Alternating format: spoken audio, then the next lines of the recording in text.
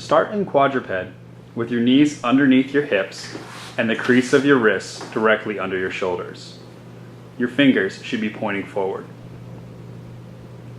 Engage your abdominals and core muscles to stabilize your spine, and make sure to depress your scapula by pulling your shoulder blades down towards your hips. Begin by slowly lengthening your leg until it is fully extended and parallel to the floor. Make sure that your leg is not lifted above the level of your hip to ensure you are not causing upward rotation at the hip. Simultaneously, you should slowly raise and straighten your opposite arm until it is fully extended and parallel to the floor as well. Do not allow your shoulder to upwardly tilt, and make sure that your head maintains a position that is in line with the rest of your spine. Hold this extended position for a few seconds. Afterwards, gently lower yourself back to your starting position, maintaining balance and stability in the shoulders, pelvis, and torso.